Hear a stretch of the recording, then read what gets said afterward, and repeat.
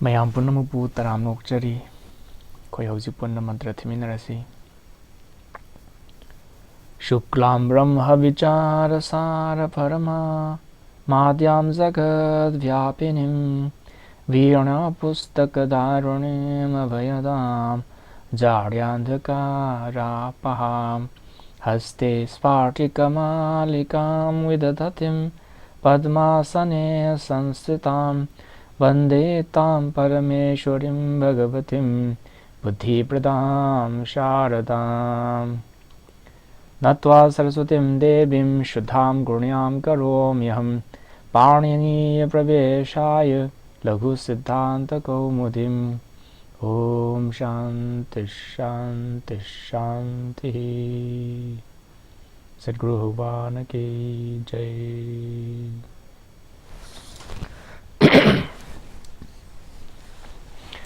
ममांगी परादा शिवजी की कृपादगी फंगबा सूत्रसिंगसे मसी मरमदा worry सानगरे कनागुमा याहौदबसिंग ममांगी recording the पुन्ना येंगबिरो मतमगी येंगगा अखोय मखा अमुक हन्ना रिविजन तौररोय लास्ट हाइगिबजे आ ई ओन री लिरिक ए ओंग आई औच सिगी मयेक सिंगजिगी अरोय अरोय बजे अणा का nga cha ta ana ma nya sha sha wa ya ra la सिगी तरा मरी से ममिंग थोन करे ममिंग करी हागे इत कवि है सिकक तंग नि हागे बजे तयमबु हागे थे व्यंजन मेक सिंगजे कॉन्सोनेंट सिंगजे बावेल यावद्रदी स्वर में यावद्रदी पाबा थोकते पाबा यादे कोंजल थोकते हाइबजम हाइगरे तै कैसु थदोपा हाइगेद्री मखा हुजिदि कैदौरानी मसिदगी फॉर्मुला सेमानी फॉर्मुला हाइबदी सिगे मयेक सिंगजे मागी अखन्नबा मागी मानबा निंगै तो अदुगी ग्रुप सेमानी अदुगी ग्रुप सेमदो अदुगी मखा लाकदोरे मखा येंगसी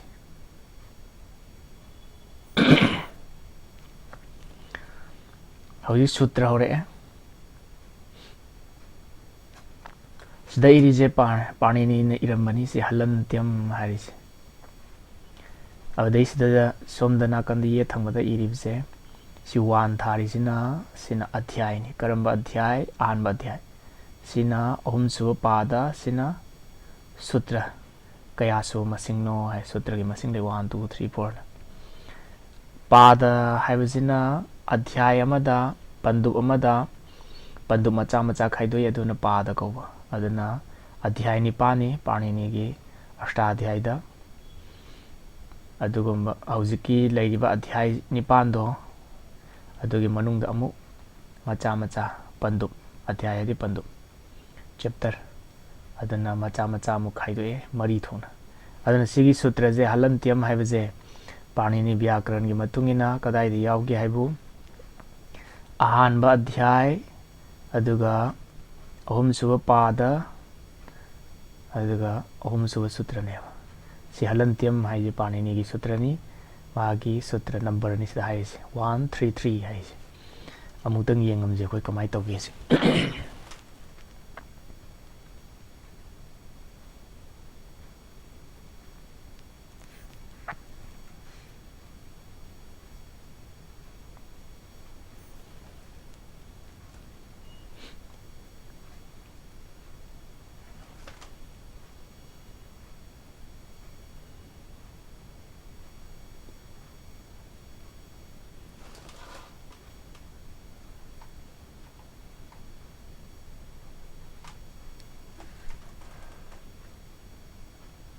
133 हाइगिबा 133 वर्गदी 25 सिदी 3 नि अदु वर्गदी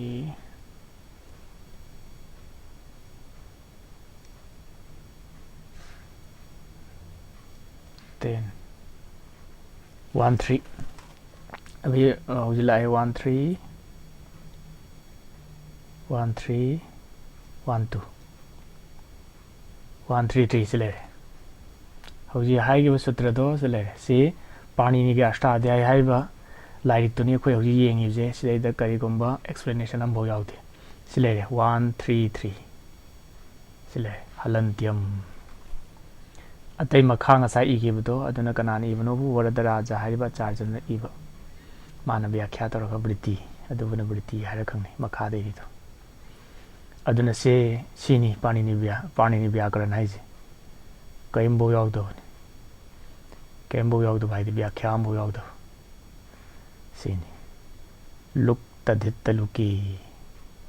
इदकोण्याहा तो समायना सिनी अष्टाध्यायी हाइजे अष्टाध्यायी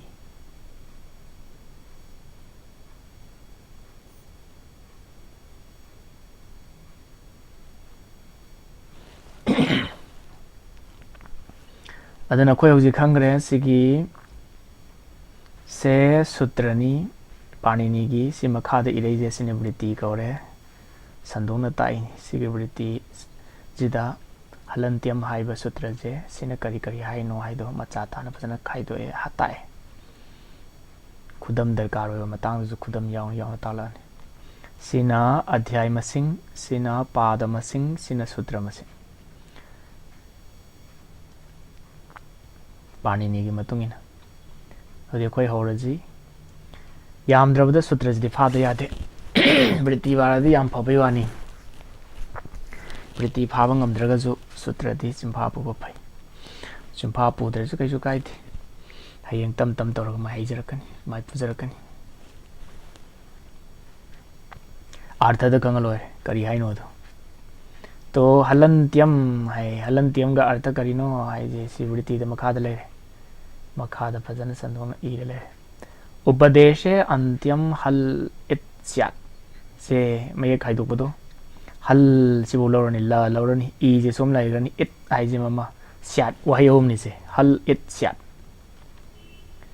मये खाइदो पुदो हल इट स्याट उपदेश आद्योच्चारणम सूत्रेषु दृष्टम पदम सूत्रांतरा धनुवर्तनीयम सर्वत्र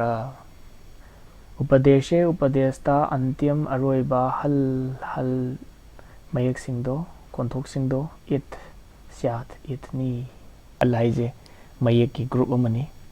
मागे मयक सिंग ngasai a I onori lyric adudagi semaga hal haije formula am semgrabani मयक की ग्रुप नि से हल करिनो हाइजे मखादा हाइरानी अदना स्ताहारी उपदेश हाइदि करिनो मखादा तारे उपदेश आद्योच्चारणम उपदेश हाइबदि आदि यान हाना उच्चारण तौगिबदा तो मदु उपदेश कय वा ngang हाइगिब यान हाना हाइगिबा वाही सिंगदो अदुबु करि कौगे उपदेश कय सूत्रेषु सूत्रदा सीदा खाइदोरकदोइनि संधिलानि सूत्रेषु अदृष्टम उदब सूत्रदा उदब अदृष्टम उदब पदम पददो सूत्रांतरात अतोप सूत्रदगी अनुवर्तन दो लौसिनगनी सर्वत्र मफम पुनुत अमुका हंजी अहमद हायरे उपदेशे उपदेशता अंत्यम ममई थंग थंगबा हल मय ग्रुप मनी हल दो करितोनी इट स्यात इतनी उपदेशता इरोय लोइबा हल दो इतनी ममांगदा अखोय इट हाइगिबदो इट आ इ ओन अरोय अरोयबदो तरामरी यावगिबदो अदु इट हाइ अदु माइ तौदना उपदेशता अरोइबा हल दो इतनी उपदेश हाइदि करिनो उपदेश आद्योच्चारणम यानानु उच्चारण तौगिबो पाणिनि न ग्रामर सेम मतमदा माना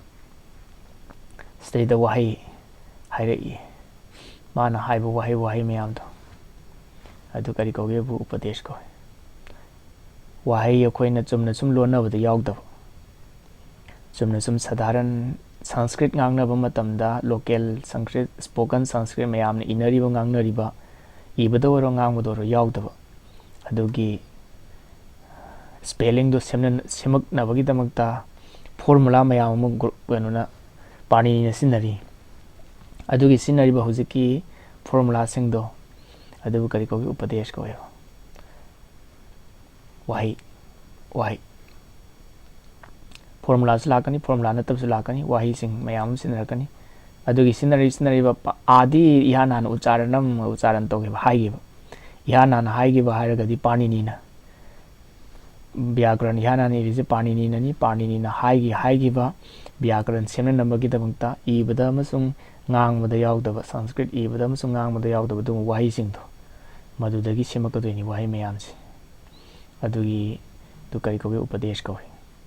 kona khanga khini upadesh karino haije makha laga irai lai poni khudam oina hauji khangdoridi upadesh haije paninina haigi wahi ni adugi wahi dugi aroi ba halje kari koge it koge sikakta khanglo hal haidi benjon mek sing hal lai ra khangne kamai semno haida makhala ani consonant sing je pun hal hai ra khang nei adana panini na hai ki wahi sing da hal hai di consonant mek sing je maming kari ko it ko hi makha khudam yam lakhini matang chana badu da adu da mung nei na gi adas de makha dong hai re sutreshu adrishtam padam sutra da udava sutra da adrishtam udava padam wahi padadi wahi padam wahido sutrantarat sutradagi atoba sutradagi anuvartaniyam loksingani sarvatra kaino di matam da wangang muje suk yam section narami amuktang ngangragadi ani sun ngangti amuktang hairadi loire gyan takpa pau takpi boiro imung manungda wari watai sana boro amu hairadi ani raksun hainati tahodre haidana hai hangak padagi amka hanba haidana mani aduna tragadi ani action ngang nati aduna para takpa matam da ju yam yana explanation tawde chimpha pu matam da ju wahi je yam chimpha puri ngai di bibula joi kuina changi ada tena chimpha pur ga di lai aduna tena short cut da sinabse matam ji yam chanarami aduna sutra sing je hana hai gra ga di han ba sutra da hai gra ba ani su ba sutra da di hai ra roi adu mamang da hai gi do mathangi sutra da su madugi wahi du lakadabani haibani sutreshu adrishtam padam sutrantarat anuvartaniyam sarvatra haidi hayeng thingnaraga adum khangakani sida hai jata yam haibana te da sigi halantyam haibida hai je panini na haigiba wahi jingje adugi wahi dugi aroi ba consonant do व्यंजन में एक तो अदु करी कौगे अदु से इत कवी है ममांग इत के नहीं नगरे ई ओनरी लडिकता इरो लोय बदो अदु इत कवी है करे अदु माइ तौदना पाणिनि की वाही मयाम लाखिनी कोन अदुगी वाही सिंगदुगी अरोय बा कंसोनेंट दो हल है दी कंसोनेंट में एक से करी कौगे बु इत कवी ममांग दा है इत तो अदु समान ममिंग थोन मन अखोई लोन नतबनी अखोइना पुरा या करी हाइनो न ज्ञान तादबे वानी अमुक्ता सुक्ता तादिबा ओइबनिना मयेक सिंग जिजु खंगदरे लोन जिजु खंगदरे वाही जिजु खंगदरे अमते हे खंगदरे अदुना लूना खनबई वानी कैसु लूदे कैसु यावदे सिदा ज्ञान यामना हेना खन्निंगाई कैसु ओइदे पाणिनिना हाइबा वाही जिंगजे अदुगी अरोय बदो करी कवी अरोय बा व्यंजन मयेक तो अदु इत कवी इतनी हाइ सिनी मखादा अदर्शनम लोपा मतंग सूत्र सिजे अहानबा अध्यायगनी अहानबा पादनी अदुदगा 60 सूत्र संख्या सूत्र मसिंग वृत्तिदा येंगजे प्रसक्तस्य अदर्शनम लोप संज्ञम स्य सिदा खाइदो खरदोनि हयें खाइदो मये खाइदो पदो अद भजना मयाम सेक्शन ना होना बिरो अदे संधि हाइबम जु चंगी संधि का मये खाइदो बखतनी आते अनीगा अनी पुंजलगा मयेक अनी पुंजलगा खोंथो अनी पुंजलगा तो खोंथो अमा ओन गिउज यावी अदुदि मयेक खाइदोप खक्तन याररोय अदुदि संधि गे नियम द लाकदोइन संधि हाइदि वाही पुंजन गिउज संधि को तिंजन गिउ थंगनाबो वाही अनी पुन्ना इसन गिउ पुन्ना पुंजन गिउज सिबु करि कवे संधि को अदु कमाइ तरकनी करिनो हाइद मखादम फदन नैनगी हौजिति समना सिकक्तन खंगिस अदुना अहानमदा मेक थुगाइबा हाइता यारोय अनी सुबदा संधि अदुइ मतुंग खाइदोरकदोइन matangida haije prasaktasya adarshanam athurani siada aham chakrani macha ama sidada leije dirgha a ni sara sije kamai torani bu a je ani thoni soro soro ani thorani soro ahan madana ama yawrani han magi siada ade darshanam haida soro macha am som thorani am cham cha ani thorani hanadi asang baleram dirgha waina sara leram prasaktasya adarshanam prasaktasya hana uramba khangamba ade adarshanam ugidravje sibu kari kauge lopa sangyam sare uramba taramba adagi ugidrav adu kari kauge lopa sangyam sare lopa kauge sangya sangya hai sangya dina lopa haidana sangya maming thole haidini lopa sangyam sare maming kari kauge bu sangya di maming lopa kauge hai hana uramba hana taramba adada hojing ugidrav tagidrav adu lopa kauge haidi mayek se sentence sang na sumirakanda natragana wahi semakpa matam spelling mayam semakpa matam rama ramo ramaha ramam ramo raman ramena ramabhyam rame rame he asa sumai semakaduni adi semakpa matam hana hana yauramba mayek se khonjel je mathang da sum process tarakanda mangi ba yaw ugida lokthokki adu kari ko lopa kawi hai sidaida ahujbog da ani haire amana kaire kari haire khoi ningsing bi itaibam lai aroi aroi bi it kawi si kangjal lore adedi mathang am kari haire sidaida hari jina adarshanam lopa ja hai jina hana yauramba hana uramba hana paramba wangang bo raga di ta ba harani I bo raga di u ba harani aduna prasaktasya adarshanam hana di ngangamba uramba yaidamba adaga adarshanam hojina ugidraba lokthograb haidi lokthograb adu kari ko lopa ko hana yauramba hojina ke dogre lokthogre adu ka maming kai ko ge lopa ko irai lai lopa haidi kaino lokthograb lokthogradi kari ko lopa ko etaiji kari no maming ni lopa haidi na kari no lokthogib lokthogib kari ko ge bu lopa ko adagidi makhagi daire ittamasung lopa haije kari moyanigi marakta kari mari leinage haida makhagi sutra daire tasya lopa se sutra adhyay amma pada ahum sutra mapan sidai yawni panini gi mamang da hainagare siddhanta kaumudi Vadoji Dikshit ki aduga Varadaraja Acharya gi Laghusidhanta dati panini vyakaran gi magi mathang manau sequence to adu loi thugai khare wahi semuk pagi magi darkar oibudi matung ina group oin semgre hana na mana ba formula mayam do adu dagi punna thamamba panini na hojigna wahi ama sem matamda darkar oiba sutra mayam do formula to manarju darkar oibai do pulap sequence oina ma pulap thamjala aduna panini gi magi sequence to mathang manau do kaire tasya lopa sta hari itai gi ngasai mamang de itai ba maina gare itai bam ne lopa hai bam ne adu ani je kari mari leinei haida de mari ta laise tasya lopa hai se tasya ito sidai da khaido ki de ne mai se sandhi tor ga lakte tasya ito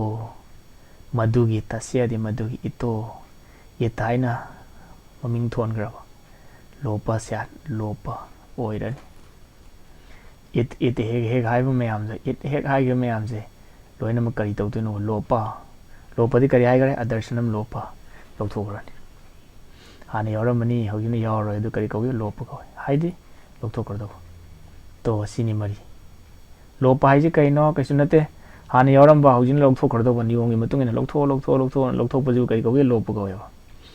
adagidi itaijina maming ni adaga itaije magi function na kai dodino it na tasya madugi ito ite kawarga di lopa lokthogradone adana itaijina maming hek thon mayam je loi lokthogradone matungta lokthogna bagi tamakta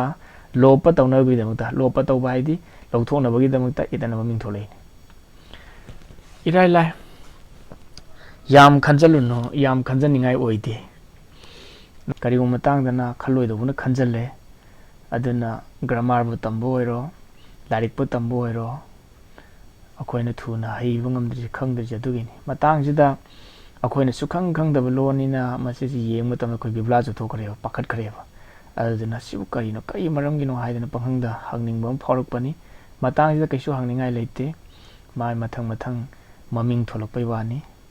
adisi yam nungai bi wani si kaisum bu haigidre hujibugda haisi तो अमुकांजी हान बदना ममिंग करी तौगरे इत्ता हाइदनम थोन करे इत्ता हाइदनम ममिंगम थोन करे इत्ता हाइदनम थोन करे इत्ता हाइजे सिगा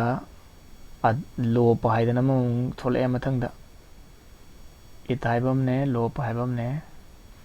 लोप हाइदन लोकथोकपा इत्ता हाइदन ममिंगनी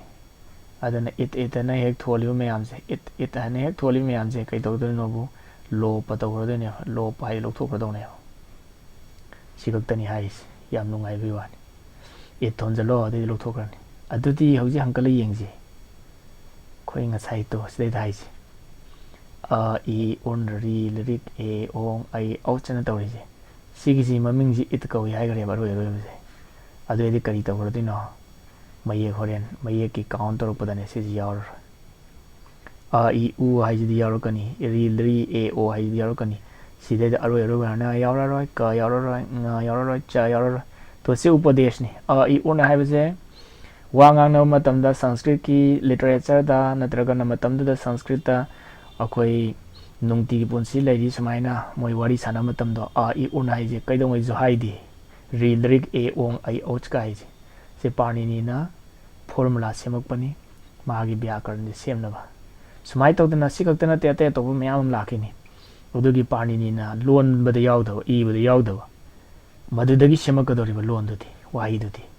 अदुगी अहो अहो बद पाणिनिना हाइगी वाहि मयामदो अदुबु करि कौगेबु उपदेश के अरोय अरोय बजे हल लोरगदि बदो इतनी है इत हाइदि कई तौदिनो लोप तौदिबा लोप हाइदि लोकथोकदो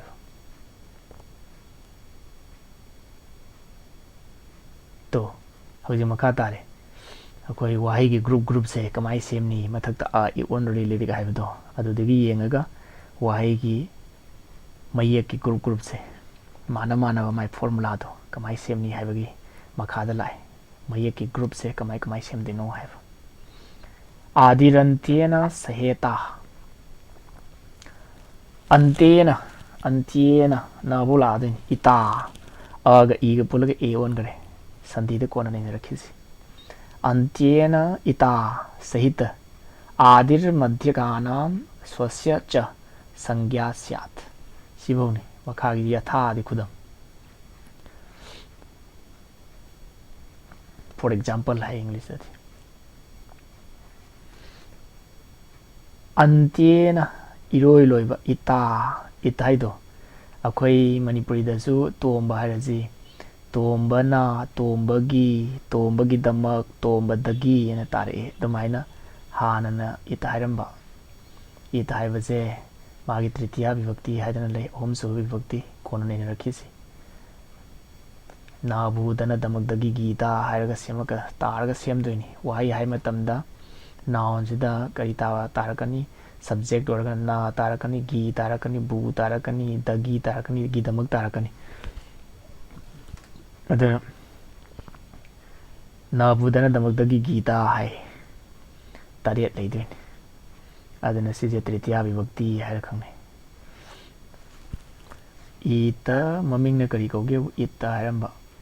रामदगी चावबदगी तोंबना तोंबगी दमक कानगी दमक नाबु अन तारकपदो अदमाइना इता हरंबदगी मागी तृतीया विभक्ति द करी तारगी इता हरनी अदुगिनी से इता हरिसी ngauningai leite hayeng tamakan makha dairkani antien ita iroi loiba antien iroi loiba ai ita haije ngasai mamang da haigibdo a I on real rik sidai da iroi loibdo a I on hai kana na laire aroi bada real rik hai kana ka laire sigi iroi loibaje antiena aroi loiba ita sigi I urna hai matamda ana rilrik hai matamda ka shiva sutra do aduda ita aduga sahita loinana itka aroiba itka loinana adir ahobudo adu loro aduga kari semdoino bu sigi formula mayam loi semgradene ahobu ama loro adir ahobu loro ahobu duga kariga antien ita iroi loiba itka sahita loinana adir sina kari semdoino bu formula semdoine wahai gi group sema matamdane sumai semdoine sigi chart ama koina hani sije to sigi sta lei mayam sigi ji wahai gi group semaine akka asha h jash bhash ral ach ik khai jai mai wal at ich khar jhar jai wash mai semi aduna a e un lyric e ong ai out chai da chimpa pu da yar roi madu chimpa pu draga di sigi ji makha cha jar sigi formula ji sem yar roi hoidi yeng asi ani yeng asi kari yeng sige hojik che da isla thambiro akka haiba ge jiga acha haiba jiga ani yeng asi akka haiba jiga acha haiba jiga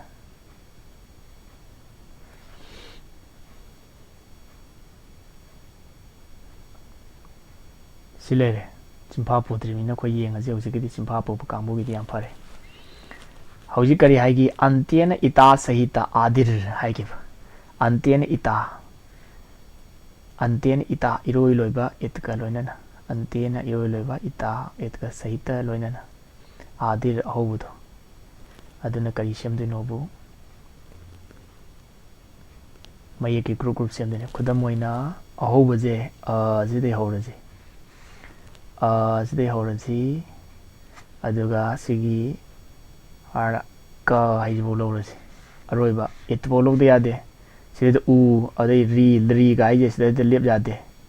aduni hoji haigi do ahobu jima lowro jidai horaji lowre group sem matam wahai gi group pani na formula semdo mai niyam ne ahoba sim lowre adai disdagi ana hailai ka hailai nga hailai cha hailai ata hailai disdagi lowning bam low ya aroiba it lowgadon aroiba it lowgadon to sida horaji sidagi horaji aduga si ka jibu lowraji si itni aduna ka bolo gari se akka hairani de si mai ki group amani dei horaga ka bolo gari akka adagi dise dei horaga ana bolo se adagi horaga stay lower adaga si it se si bolo se ana hairani adagi si bolo se si aroi baje ta bolo se adagi horaga ta bolo re atta hairani se wahai gi sigi mayek mayam si group am seng atta kadai bo rani adagi sum sei lak pasina si bo ideni ta si bo aduna mayek ki group pani ni sem matam da kamai tawge bu aho bam lawro honing bam pam de aho bam lawro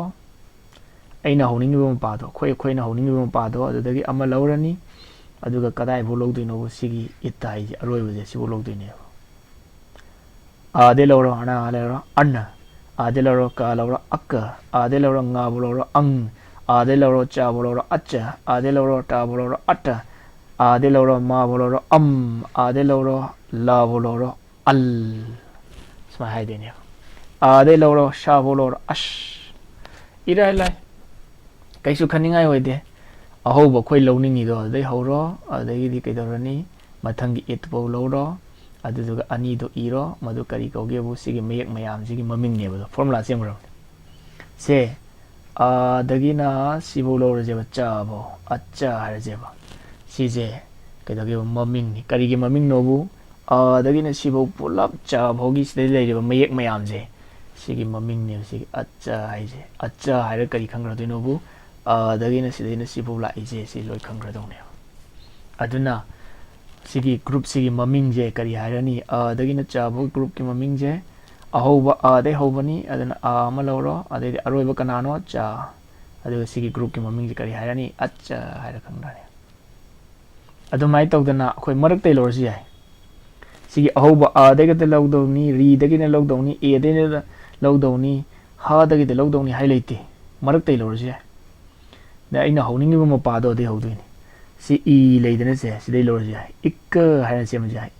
ꯏꯪꯅ H ꯏꯠꯇ ꯏꯔꯅ ꯏꯝꯃ ꯏnya ꯏꯁha ꯏꯁha ꯏꯕ ꯏꯌ ꯏꯔ ꯏꯜꯂ ꯁꯨꯃꯥꯏꯅ ꯁꯦꯝꯕꯁꯨ ꯌꯥꯏ ꯎꯗꯩ ꯍꯧꯔꯁꯨ ꯌꯥꯏ ꯎꯗꯩ ꯍꯧꯔꯒ ꯎꯔꯅ ꯎꯛꯀ ꯎꯡ ꯎꯠꯆ ꯎꯠꯇ ꯎꯔꯅ ꯎꯝꯃ ꯎnya ꯎꯁha ꯎꯁha ꯎꯕ ꯎꯌ ꯎꯔ ꯍꯜ ꯁꯨꯃꯥꯏꯅ खाली सिदगी सुमनगी इ उ से खक्त नते री दे हो जाए री दे हो जाए ए दे हो जाए ओ दे हो जाए ए आई दे हो जाए औ दे हो जाए सिदा हेक लेरिबा मयेक मयाम से सिदगी हौनिंगबा मपाम दे हो यार य दे हो जाए य दे ट बोलोगे यट हायरानी सेबे करिनो सी य वर ला सी लोय खंगना करदे सी मयेक की ग्रुप तो फॉर्मूला सेम करे मागी ममिंग यट हाय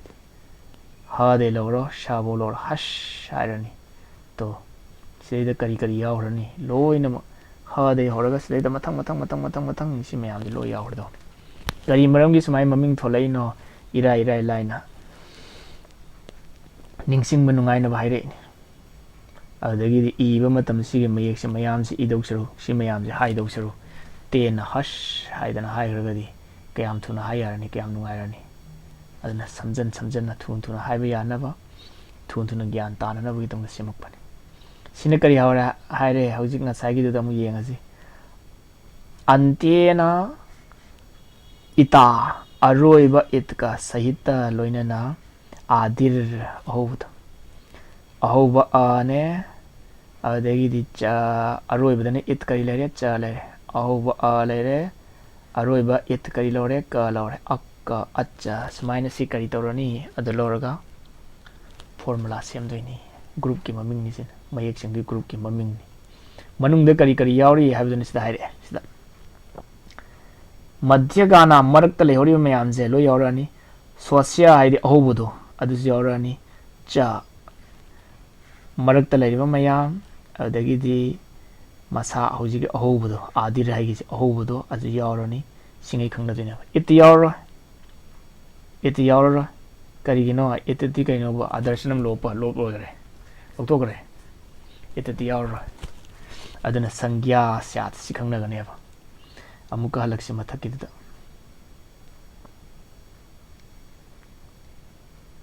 सुमाइना खोइनम सेमेबा ग्रुप अमा अदगी खोइना च बोलौरसि अच्छा हाइदना सुमाइना अमा सेमेबा ग्रुप अमा सिगी मयेक की ग्रुप की ममिंग निसे अच्छा हाइबजिदा करी करी मयेक लाक्तोइनो हाइजे करी करी खोंथोक लाक्तोइनो हाइजे करी करी खंगनेबो अदे होगिबने अहोबा अहोबा सि अजिमा यावरनी अदेदि मरक्ता हेक लाइजे च बोगे मरक्ता हेक लाइबा मयाम से लोय लाक्तोइनि से इ उ रि रि ए ओ ऐ औ अदुगा सिगी nga सिगी का सिगी ना सिदि लाओय कइगिनो ngasai sida haigidu एशाम अंत्या इतः सिगी अरोय अरोय बजे इत कवि हाइगरेबा इतदि कहि दौदिनो तस्य लोपः होइदा हाइगिदु मा ममिंग दो इत हेक कौरबा अदेदि लोप तौरदोइनि हाइ लोप दि लौथोखरनि हाइ तुसि हाइ तस्य लोप तस्य इतो इत कौरबदि मागी इत कौरबा अदेदि लोप स्या लोप वरनि हाइ लौथोखरनि लोप हाइदि करिनो आदर्शनम लोप प्रसक्तस्य हानंगांगंबा उरंबा खंगंबा अदो हौजि खंगद्रबा उद्रबा लेत्रबा अदेदि करि कौगे लोप कौय हाइ लौथोखरदो अदुना अहानबद कइदरनी आदिर अहोबदुमा लौरो अरोइबा इत्तुमगा लौरो अदुगा करी कौरनी मयेक की ग्रुप सेमनी अदुगी मयेक की अच्छा हाइबा ग्रुप सिदा करी करी यावदिनो हाइबदी मरक्ता लैबा अदे होरगा चाबोगी मरक्ता लैबा मयाम इ उ रि रि ए ओ मयाम जे लोइनम यावहरदोइने मध्य गाना मरक्ता लैबा स्वस्य मसा मसा हाइदि सि अहोबजे च अमसुंग करी करी यावदिनोबु मध्य मयाइने अमसुंग स्वस्य मसा मने अहोबने सि यावरने सिगे अरोइबा च जिदि इतनी इतति कइदरनी आदर्शनम लोप लोप ओइरनी khudam piri sida makhada haisi yatha khudam di karinobu arna haiba iti masida arna iti arna haiba akoina wahai gi group am seme iti masida kari kai yaudinobu makhada hairani akoi mamangda haigare akoina hujin na duje sigi jini panini vyakaran abda yengaga semaiba warada rajana Laghusidhanta Kaumudi haise sisida chingni line je sigi mathak thangba mayek chang iri je sini text aduga sigi makhada leisdi mana atopa mina vyakhya sandona takpani footnote hai English dati to huji haigido arna haibase arna haisida kai kai yaudino khoina huji haidokhiba mayam danida mana Sanskrit am hai lebi wani yatha arna iti huji khudamda arna hai hairen lawraji adagi horaga arna sibo lawraji adagi arna bolo matamda kai tawdino ahoba sosia cha haigido lawrani adai i u ri yauraro i u sigi i u warna nam sigi mayek singje sangya khangnagani amuga yengsi mathakta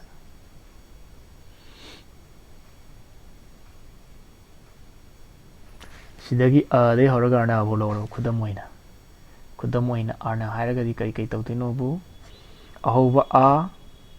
adai arna gi marakta laisi kaino i ga u ga aduna kari hairani arna haiba maming je wahai group sigi maming oire sigi arna haiba sigi manungda kari kai yaudino bu ahoba ga loina na arna bhogi marakta laisi i u simyam je lo yauradune aduna kari gumba Allah hairagadi haire khoi maming am thole dai hore aduga la bolore adu eragadi mayek sidai kari kai yaudino maming na kari thole group sigi al formula mayek group ki maming kari haire al haire adu kari kai yaudino di it je lo thokro i u ri ri e o ai o ha ya wa ra la nya ma nga na na ja bha ga dha dha ja ba ga dha da kha pha cha tha tha cha da ta ga pa sha sa ha silo yaurdoine Allah matamda ahoba lawre it la yaure aduga maming thole sigi maming thole wahai group se sida kari yaudino bu dagina la bhogi marakta laiba mayai da lehori mayam je lo yaudine ittati ke dore lo poi gare lo to adana mahadi yaur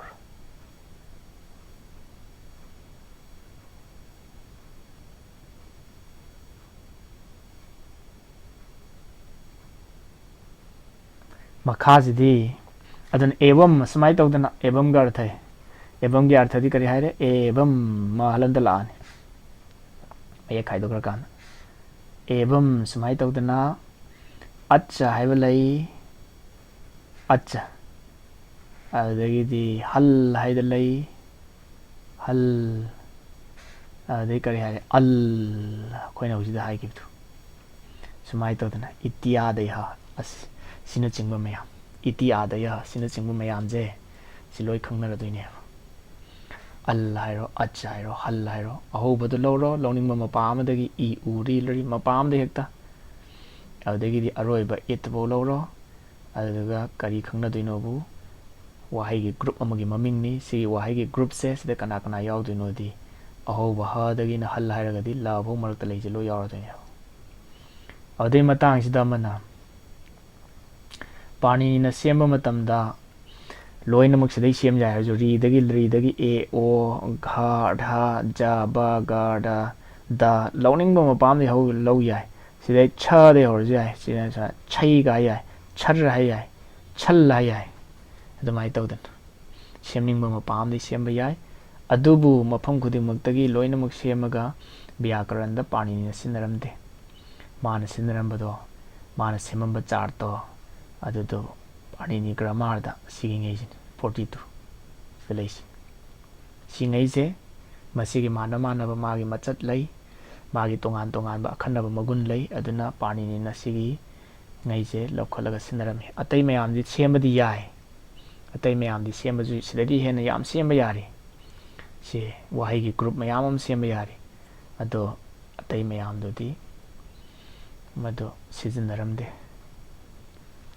ꯄꯥꯅꯤꯅꯤꯅ ꯈ꯭ꯋꯥꯏ ꯃꯔꯨꯑꯣꯏꯕ ꯃꯌꯥꯝꯁꯦ ꯁꯤꯒꯤ 42ꯁꯤꯅꯤ ꯑꯩꯈꯣꯏꯅ ꯁꯦꯝꯕ ꯌꯥꯏ ꯍꯥꯏꯔꯁꯨ ꯑꯩꯈꯣꯏꯅ ꯄꯪꯁꯦꯝꯗ ꯁꯦꯝꯖꯤꯜꯂꯒ ꯁꯤꯖꯤꯟꯅꯗꯧ ꯅꯠꯇꯦ ꯍꯥꯏꯕ ꯄꯥꯅꯤꯅꯤꯅ ꯃꯥꯅ ꯁꯤꯖꯤꯟꯅꯔꯝꯃꯤꯁꯦ ꯁꯤꯉꯩꯒꯤꯁꯤꯅꯤ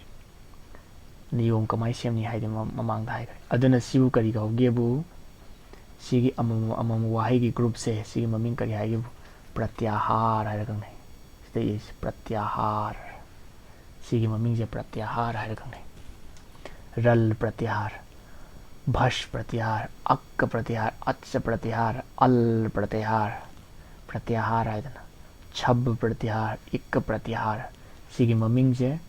वाहेगी ग्रुप के ममिंग से करी कौगेबु प्रत्याहार हाइर खंगनारे सिगी प्रत्याहार से करी करी मयेक यावरकदिनो अहोब जिमा लौरनी अरोइब इट से मसिगी मरकत लेहोब मयाम से लोइनो हाइरानी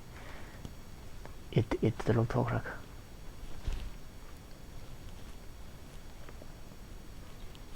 मखा खजितंग येंगीजी मखाजी फोनेटिक्स ता लाए संस्कृत की फोनेटिक्स ता लाए आहान बगीजे सिना स्वर की फोनेटिक्स ता अखोई दीर्घ हर्स्व कमाई पादोइनो हाइबा बिया केनोगी अखोइना भगवद गीता थीब मतमदसु हर्स्व दीर्घ प्लुत तो कमाई थीनी हाइबदो अदुदो मयेक सेंगना कमाई पादोइनो हाइबा मतांग से लाए उ कालोज झ्र स्व दीर्घ प्लुत सिदा तबसनैजे ज हाइबमने झ हाइबमने अदैदी मखादा र हाइबमने अदै मथंगदा प्लस अ लाक्तोइनी ज झ र अ ज हलंता प्लस झ हलंता प्लस र हलंता प्लस अ हलंता उ कालोज झ स्व दीर्घ प्लुता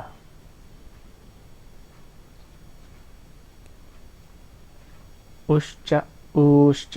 उश्च वह अहानबगीदा तेना पाब उश्च अनीसुबदना डबल सांगदोइनी सिगी अहानबजिगी अनी सांगदोइनी उश्च सिनने अहुम सांगदोइनी सि अहानबजिगी उश्च अदुननी 3 इरिसि सिदैदा 3 इरिसे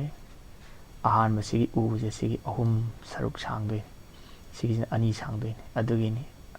अहुम सांगब खंगनबनी 3 इरिसि वाह सिगी उ अहुमसे वांग उ अहुमगी कालदि मतम इबा गुमना कालो मतम दो यस्य हाइजे इंग्लिश की इंट्रोडक्शन नी इंग्लिश दा हाइरगदी इंट्रोडक्शन हाइर खंगनी हुज हाइदन लाकनी मागी कनागी नोबु मयेक तो उगी सो अदुगुम अच्छा स्वर मयेक तो बावेल सिंह तो क्रमात मथंग सिना करी करी हाइगेबु हरस्वा आनमजना अनीसुबना दीर्घ ओमसिबना प्लुता संज्ञा स्यात संज्ञा खंगनगने स्यात खंगना बोयगने संज्ञा आदि ममिंग सुमाय तो थोनगने स्टाइल जते यम हाइबना तेता आहान बजदा उ हाइबजे अतेन ब आहान बगिजना उ अनीसुबना उ ओम सुबना उ सुमायना उ हुम लेरे असिना मान वरदराजा चार्जना खुदम बिरा हाइबवानी अदुना उ गी सुमाय तौदना वांग उ अहुमगी काल इबा काल मतमगी वांगांग मतमदा चंगिबा मतमदो अदुगी इबा गुमना मानब कालो मतम लेरबा यस्य मागी करम करिगी सो अच्छा अच्छा हाइरगदी करी मय खंगनगेबु बावेल मय खंगनै अदगिना चाबोय मरकत लाई मयाम जे बावेल मयाम लोय लादोइने दे स्वर मयाम लोय लादोइ सिगी अ बु हाइरो इ बु हाइरो उ बु हाइरो रि बु हाइरो रि बु हाइरो सि मयाम जे लोयनम हौजिग ममांगदा उदा हाइगरी सुमाइना उजिगा मागा मानबा सांगबा मानबा ꯉꯥꯡꯊꯣꯔꯛꯄ ꯃꯇꯝꯗ ꯑꯗꯨꯒꯤ ꯑꯠꯆꯁꯤꯡꯁꯦ ꯃꯊꯪ ꯃꯅꯥꯎ ꯀꯥꯏꯗꯅ ꯀꯔꯤ ꯍꯥꯏꯒꯦꯕꯨ ꯍꯔꯁ꯭ꯋ ꯍꯥꯏꯔꯅꯤ ꯑꯇꯦꯟꯕ ꯁꯤꯒꯤ ꯎꯁꯤꯅ ꯑꯍꯥꯟꯕꯁꯤꯅ, ꯑꯅꯤꯁꯨꯕꯗ ꯗꯤꯔඝ ꯍꯥꯏꯔꯅꯤ, ꯑꯍꯨꯝꯁꯨꯕꯗ ꯄ꯭ꯂꯨꯇ ꯍꯥꯏꯔꯅꯤ ꯍꯥꯏꯕ ꯀꯩꯁꯨ ꯍꯥꯏꯕ ꯅꯠꯇꯦ. ꯁꯤꯗ ꯍꯥꯏꯔꯤꯁꯦ ꯁꯣꯔ ꯃꯌꯦꯛꯁꯤꯡꯁꯦ ꯚꯥꯋꯦꯜꯁꯤꯡꯁꯦ ꯁꯤꯁꯦ ꯀꯩꯗꯧꯒꯦꯕꯨ ꯃꯥꯒꯤ ꯋꯥ ꯉꯥꯡꯕ ꯃꯇꯝꯗ ꯁꯥꯡꯉꯤꯕ ꯍꯥꯏꯗꯣꯔꯛꯄ ꯃꯇꯝꯗ ꯁꯥꯡꯕ ꯇꯦꯟꯕꯗꯨꯒꯤ ꯃꯇꯨꯡ ꯏꯟꯅ ꯑꯍꯨꯝ ꯊꯣꯛ ꯈꯥꯏꯗꯣꯔꯛꯀꯅꯦꯕ. ꯈꯨꯗꯝꯅ ꯁꯤꯗ ꯎ ꯄꯤꯕꯩ ꯋꯥꯅꯤ. ꯄ꯭ꯔꯀ꯭ꯔꯤꯇꯤꯗ ꯐꯪꯕ ꯃꯇꯝꯗ ꯎꯆꯦꯛ ꯋꯥꯌꯥ ꯃꯌꯥꯝꯅ ꯃꯣꯏꯅ ꯈꯣꯡꯕꯒꯤ ꯃꯇꯧ ꯇꯝꯃꯒ ꯏꯔꯥꯏ ꯂꯥꯏꯅ ꯃꯥꯟꯅꯕꯁꯦ ꯀꯩꯅꯣ ꯎꯗ ꯑꯩꯈꯣꯏꯅ ꯊꯦꯡꯅꯩ. ꯑꯗꯨꯅꯅꯤ ꯁꯤꯗ ꯎ ꯂꯧꯔꯤꯁꯦ. ꯑꯗꯨꯅ ꯎꯁꯤꯗꯩꯗ ꯑꯍꯥꯟꯕ ꯎꯁꯤꯅ ꯇꯦꯜꯂꯤ, ꯑꯅꯤꯁꯨꯕꯁꯤꯅ ꯗꯕꯜ ꯑꯣꯏꯔꯦ, ꯑꯍꯨꯝꯁꯨꯕꯁꯤꯅ ꯑꯍꯨꯝ ꯁꯔꯨꯛ ꯑꯍꯨꯝ ꯁꯥꯡꯉꯦ. ꯁꯨꯃꯥꯏꯅ ꯇꯧꯗꯅ ꯑ ꯏ ꯎ ꯗ꯭ꯔꯤ ꯂꯤꯔꯤ ꯍꯦꯛ ꯂꯩꯔꯤꯕ ꯑꯠꯆ ꯃꯌꯥꯝ, ꯑꯠꯆ ꯍꯥꯏꯕꯗꯤ ꯚꯥꯋꯦꯜ ꯃꯌꯦꯛ ꯃꯌꯥꯝꯁꯤꯡꯁꯦ, ꯚꯥꯋꯦꯜ ꯈꯣꯟꯊꯣꯛ ꯃꯌꯥꯝꯁꯤꯡꯁꯦ ꯁꯤꯁꯦ ꯍꯥꯏꯕꯁꯤꯗ ꯀꯌꯥ ꯂꯥꯛꯇꯣꯏꯅꯣ? ꯑꯍꯨꯝ ꯂꯥꯛꯇꯣꯏꯅꯦꯕ. ꯏ ꯍꯥꯏꯔꯣ ꯑꯍꯨꯝ ꯂꯥꯛꯇꯣꯏꯅꯦꯕ. ꯔꯤ ꯍꯥꯏꯔో ꯁꯤ ꯃꯌꯥꯝꯁꯦ ꯀꯩꯀꯩ ꯂꯥꯛꯇꯣꯏꯅꯣ? ꯑꯍꯨꯝ ꯂꯣꯏ ꯂꯥꯛꯇꯣꯏꯅꯦꯕ. ꯑꯍꯥꯟꯕ ꯈ꯭ꯋꯥꯏ ꯇꯦꯟꯕꯁꯦ ꯑꯁꯤꯅ ꯀꯔꯤ ꯀꯧꯏ? ꯍꯔꯁ꯭ꯋ ꯀꯧꯋꯦꯕ. ꯑꯅꯤꯁꯨꯕ ꯗꯕꯜ ꯁꯥꯡꯕꯁꯦ ꯑꯁꯤꯅ ꯗꯤꯔꯘ ꯀꯧꯋꯦꯕ. ꯑꯍꯨꯝꯁꯨꯕꯁꯦ ꯑꯁꯤꯅ ꯀꯔꯤ ꯀꯧꯏ? ꯄ꯭ꯂꯨꯇ ꯀꯧꯋꯦꯕ. ꯄ꯭ꯂꯨꯇ ꯍꯥꯏꯁꯤꯗꯤ ꯑꯩꯈꯣꯏ ꯂꯧꯕꯨꯛ ꯂꯝꯍꯥꯡꯗꯒꯨꯝꯕ ꯃꯤ ꯀꯧꯅꯀꯥꯟꯗ ꯁꯤꯟꯅꯕ. ꯑꯩꯈꯣꯏ ꯐꯥꯝ ꯇꯧꯕ, ꯄꯥꯠꯇ ꯐꯥꯝ ꯇꯧꯕ ꯃꯤꯒ ꯂꯩ. ꯑꯗ ꯀꯧꯅꯀꯥꯟꯗ ꯇꯣꯝꯕꯗꯣ ꯀꯧꯗꯣꯔꯦ. ꯑꯗ ꯀꯔꯤ ꯍꯥꯏꯔꯤ? ꯑꯣ ꯇꯣꯝꯕꯣ ꯁꯤꯗ ꯉꯥꯏꯍꯥꯛꯇꯪ ꯐꯝꯈꯤꯁꯦ ꯍꯥꯏꯔꯣ. ꯑꯣ ꯇꯣꯝꯕꯣ ꯍꯥꯏꯗꯅ ꯁꯥꯡꯅ ꯆꯤꯡꯉꯤ. ꯑꯗꯨꯅꯤ ꯄ꯭ꯂꯨꯇ ꯍꯥꯏꯁꯤ. ꯑꯗꯨꯅ ꯎꯁꯤ ꯀꯃꯥꯏꯅ ꯑꯦꯛꯖꯥꯝꯄꯜ ꯂꯧꯒꯦꯕꯨ ꯃꯌꯥꯝ ꯍꯥꯟꯅ ꯇꯥꯕꯁꯨ ꯌꯥꯎꯔꯝꯃꯅꯤ. ꯑꯉꯥꯡꯁꯤꯡ ꯑꯅꯧꯕꯉꯩꯗꯤ ꯍꯧꯖꯤꯛꯇꯤ ꯎꯆꯦꯛ ꯋꯥꯌꯥꯁꯨ ꯈꯔ ꯍꯟꯊꯔꯝꯅꯤ, ꯇꯥꯗꯕꯁꯨ ꯌꯥꯎꯔꯝꯃꯅꯤ. ꯌꯨꯝꯗ ꯂꯩꯕꯅ ꯈꯨꯅꯨ ꯍꯥꯏꯔꯦ. ꯃꯥꯒ ꯃꯁꯛ ꯈꯤꯇꯪ ꯃꯥꯟꯅꯕ, ꯈꯤꯇꯪ ꯄꯤꯛꯄꯗꯤ ꯄꯤꯛꯄ, ꯃꯆꯨ ꯈꯤꯇꯪ ꯈꯦꯠꯅꯩ. ꯂꯝ ꯈꯨꯅꯨꯗꯣ, ꯂꯝ ꯈꯨꯅꯨ ꯈꯣꯡꯕꯗꯣ ꯑꯗꯨꯗꯣ ꯁꯤꯗꯩꯗ ꯋꯔꯗꯔꯥꯖ ꯑꯆꯥꯔꯌꯅ ꯂꯝ ꯈꯨꯅꯨ ꯈꯣꯡꯕꯗꯣ ꯑꯗꯨꯒꯤ ꯃꯈꯣꯟꯗꯨꯅꯤ ꯁꯤꯗ ꯂꯧꯔꯤꯁꯦ. ꯀꯃꯥꯏꯅ ꯈꯣꯡꯉꯤ ꯂꯝ ꯈꯨꯅꯨ ꯈꯣꯡ ꯀꯥꯟꯗ? ꯀꯨꯀꯨ ꯀꯨ ꯀꯨꯀꯨ ꯀꯨ ꯇꯣ ꯑꯍꯨꯝꯅꯤ. ꯂꯝ ꯈꯨꯅꯨ ꯈꯣꯡꯕꯗꯣ ꯅꯤꯡꯁꯤꯡꯕꯤꯔꯣ. ꯑꯗꯨꯒ ꯑꯗꯨꯒꯤ ꯃꯇꯨꯡ ꯏꯟꯅ ꯍꯔꯁ꯭ꯋ ꯑꯣꯏꯔꯒꯅ ꯇꯦꯜꯍꯜꯂꯣ, ꯗꯤꯔꯘ ꯑꯣꯏꯔꯒꯅ ꯗꯕꯜ ꯁꯥꯡꯉꯣ, ꯑꯗꯩꯗꯤ ꯄ꯭ꯂꯨꯇ ꯑꯣꯏꯔꯒꯅ ꯄ꯭ꯂꯨꯇꯗꯤ ꯂꯥꯏ, ꯍꯔꯁ꯭ꯋꯒ ꯄ꯭ꯂꯨꯇꯒꯗꯤ ꯂꯥꯏ, ꯑꯩꯈꯣꯏ ꯑꯌꯥꯝꯕ ꯂꯣꯏ ꯈꯪꯉꯦ. ꯃꯔꯛꯀꯤ ꯗꯤꯔꯘꯁꯦ ꯁꯤꯗꯅꯤ ꯈꯪꯗ꯭ꯔꯤꯁꯦ, ꯂꯨꯔꯤꯁꯦ. ꯗꯤꯔꯘꯁꯦ ꯁꯤ ꯀꯃꯥꯏꯅ ꯇꯧꯗꯣꯏꯅꯣ? ꯀꯨꯀꯨ ꯀꯨ ꯀꯨꯀꯨ ꯀꯨ ꯀꯨꯀꯨ ꯀꯨ ꯇꯣ. ꯑꯗꯨꯅ ꯑꯗꯨꯗꯣ ꯌꯦꯡꯉꯒ ꯏꯔꯥꯏ ꯂꯥꯏꯅ ꯑꯩꯈꯣꯏ ꯎꯆꯦꯛꯅ ꯂꯝ ꯈꯨꯅꯨꯅ ꯈꯣꯡꯕꯗꯒꯤ ꯂꯧꯔꯒꯅꯤ ꯁꯤꯗꯩꯗ ꯎ ꯑꯍꯨꯝ ꯂꯧꯔꯛꯏꯁꯦ. ꯈꯨꯗꯝ. ꯑꯗꯨꯅ ꯁꯤꯗ ꯍꯥꯏꯔꯤꯁꯦ ꯑꯇꯩ ꯑꯃꯨꯛ ꯍꯥꯏꯕ ꯅꯠꯇꯦ. ꯍꯧꯖꯤꯛ ꯌꯦꯡꯁꯤ ꯃꯊꯛꯇ ꯑꯦ ꯑꯣꯟ ꯔꯤ ꯂꯤꯔꯤꯛ ꯑꯦ ꯑꯣꯡ ꯑꯩ ꯑꯧꯠꯁ ꯍꯥꯏꯕꯗꯣ ꯐꯥꯗꯕ ꯀꯥꯡꯕꯨꯁꯨ ꯌꯥꯎꯕꯅꯤꯅ ꯐꯥꯕ ꯀꯥꯡꯕꯨꯒꯤꯗꯤ ꯏꯔꯥꯏ ꯂꯥꯏꯈ꯭ꯔꯦ. ꯇꯣ ꯑꯠꯆ ꯍꯥꯏꯈꯤꯕꯅꯤ. ꯑꯠꯆ ꯍꯥꯏꯁꯦ ꯀꯔꯤ ꯀꯧꯔꯦ? ꯄ꯭ꯔꯇ꯭ꯌꯍꯥꯔ. ꯒꯨꯍꯥꯏꯒꯤ ꯒ꯭ꯔꯨꯞ ꯁꯦꯝꯈ꯭ꯔꯦ. ꯒ꯭ꯔꯨꯞꯇꯨꯒꯤ ꯃꯃꯤꯡꯅꯤ ꯄ꯭ꯔꯇ꯭ꯌꯍꯥꯔ ꯍꯥꯏꯔ ꯈꯪꯅꯔꯤꯁꯦ. ꯁꯤꯗ ꯀꯔꯤ ꯀꯔꯤ ꯌꯥꯎꯔꯅꯤ? ꯁꯤꯗꯩ ꯂꯧꯔꯒ ꯏ ꯎ ꯔꯤ ꯂꯤꯔꯤ ꯑꯦ ꯑꯣ ꯑꯩ ꯑꯧ ꯁꯤꯐꯥꯎ ꯌꯥꯎꯔꯅꯤ. ꯑꯠꯆꯗꯒꯤꯅ ꯁꯤꯐꯥꯎ ꯃꯃꯤꯡ ꯊꯣꯜꯂꯦ. ꯁꯤꯗ ꯀꯔꯤ ꯌꯥꯎꯔꯅꯤ? ꯑꯗꯩ ꯍꯧꯔꯁꯤ ꯃꯔꯛꯇ ꯂꯩ ꯃꯌꯥꯝꯁꯤ ꯂꯣꯏ ꯌꯥꯎꯔꯅꯤ. ꯆ ꯉ ꯀ ꯔ ꯁꯤꯗ ꯌꯥꯎꯔꯦ. ꯏꯠꯅꯤ. ꯏꯇꯤ ꯑꯗꯔꯁꯅꯝ ꯂꯣꯄ ꯇꯁ꯭ꯌ ꯂꯣꯄ ꯆꯠꯈ꯭ꯔꯦ. ꯇꯁ꯭ꯌ ꯂꯣꯄ ꯑꯗꯔꯁꯅꯝ ꯂꯣꯄ ꯆꯠꯈ꯭ꯔꯦ. ꯑꯗꯨꯅ ꯁꯤꯒꯤ ꯃꯌꯦꯛ ꯃꯌꯥꯝꯁꯦ ꯑꯇꯦꯟꯕ ꯑꯃꯅꯦ, ꯗꯕꯜ ꯁꯥꯡꯕ ꯑꯃꯅꯦ, ꯑꯗꯩ ꯑꯍꯥꯟꯕꯁꯤꯒꯤ ꯇ꯭ꯔꯤꯄꯜ ꯁꯥꯡꯕ ꯑꯃꯅꯦ, ꯍꯔꯁ꯭ꯋ ꯑꯇꯦꯟꯕꯁꯤꯅ, ꯃꯌꯥꯏꯁꯤꯅ ꯗꯤꯔꯘ, ꯑꯍꯨꯝꯁꯨꯕꯁꯤꯅ ꯄ꯭ꯂꯨꯇ. ꯃꯃꯤꯡ ꯊꯣꯟꯕꯅꯤꯗ, ꯃꯤ ꯃꯃꯤꯡ ꯊꯣꯟꯕꯒꯨꯝꯕꯅꯤ.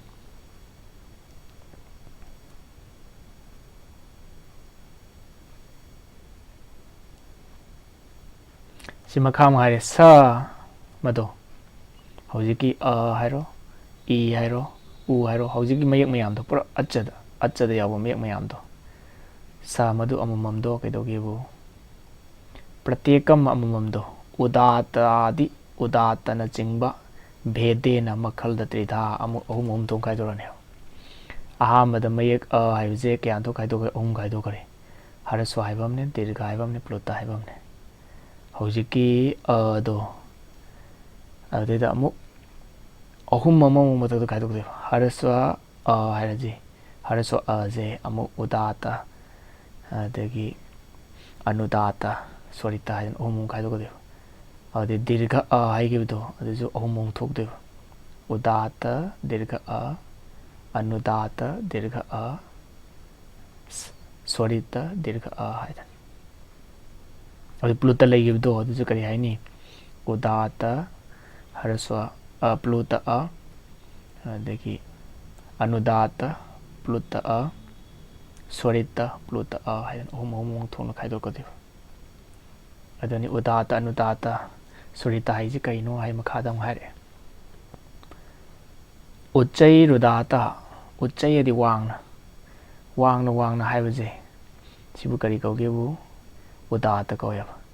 निचै रनुदाता नेमना नेमना हाइबजिना करी कौगेबु अनुदाता कौयब स्वरिता हाइजि करिनो हाइबे मखादा हाइरे समाहारः स्वरितः स नवविधोपि प्रत्येकम अनुनासिकत्व अननुनासिकत्वाभ्याम द्विधा समाहारः स्वरितः सिनने अनिमक्तो यारबो उदात की सुरजु अनुदात की सुरजु अनिमक्तो पुण्य यारगदि दुना करी कौयो स्वरित कौयो हाइदे मरक्ता हाइदेनि माथि उदात हाइजिना वांगना हाइदेबा अनुदात हाइजिना निचै नेमना हाइदेबा अदुगा उदात की सुरजु अनुदात की सुरजु अनिमक यारगदि करी कौगेबु समाहार स्वरित कौयबदुना ममिंग थोलकपनिदा खोइना ममिंग अहाम थेंगनदबनि इंगाव इंगावबे वान मथंग मथंग मयाम हाइजलकवै गाउनिंगाइ वैथि अदगिदि मखल क्या थों खाइ सुगरे हौजि मापन सुगरे अहामद करी खाइदोखिबा अहामद हरस्व हाइबमने दीर्घ हाइबमने प्लुत हाइबमने अजे सिगी हरस्व हाइबमने दीर्घ हाइबमने प्लुत हाइबमने ओम थों खाइदोखरे सिगी अमममजे सि उदात हाइबमने अनुदात हाइबमने स्वरित हाइबमने ओम थोएबा अदुयदि हरस्वगी अहुम अमा दीर्घगी अहुम अमा प्लुतगी अहुम अमा अदु क्या सुरे मापन सुरे अदुनि सियाइ स मदो क्या सुरगेबु खाली सुमनगी खक्तगी नते इ जु सुरकदोइनि इ जु मापन मापन सुरदोइनि हरस्व दीर्घ प्लुत हाम खाइदोनि सिगी हरस्व सिदा अहुम खाइदोनि उदात हाइबमने अनुदात हाइबमने स्वरित हाइबमने दीर्घदजु उदात हाइबमने अनुदात हाइबमने स्वरित हाइबमने प्लुतदजु उदात हाइबमने अनुदात हाइबमने स्वरित हाइबमने ती मापन जुरनी पुरा तो अदुनि अपि अपि हाइदि सु अपि के अर्थ मणिपुर सु है स मदो नवविधो अपि मापन सुजरबसु प्रत्येकम अमममदो अमुक मखातान अमुक हाइदोरनी करी हायनी अनुनासिकत्व नातोंदगे हाइबा अननुनासिकत्व त्वाभ्याम द्विधा समाय तो अनि नि खाइदोरनी मापन खाइदोखरेबा मापन हौजि खाइदोखरे मयामदो अदुदगी अमुक करी खाइदोरकोदिनोबु अमुक नातोंदगी हाइबा अनुनासिक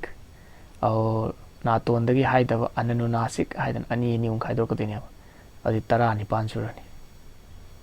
19 दो मयाम इरगा येंबिरो हाइब्र येंबिरो मखा हेंग तोरसे 19 दो करी करीनो हाइदु मंत्र थिमिनरसे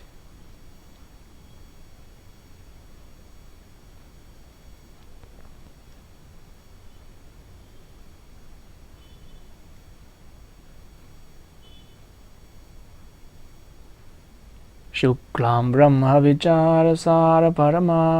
माद्यां जगद्व्यापिनीं वीणा पुस्तकधारिणीं अभयदां जाड्यान्धकारापहां हस्ते स्फाटिकमालिकां विदधतीं पद्मासने संस्थितां वन्दे तां परमेश्वरीं भगवतीं बुद्धिप्रदां शारदाम् नत्वा सरस्वतीं देवीं शुद्धां गुण्यां करोम्यहं पाणिनीय प्रवेशाय लघुसिद्धान्त कौमुदीम् ओम शांति शांति शांति। सरस्वती मैया की जय, सद्गुरु भगवान की जय।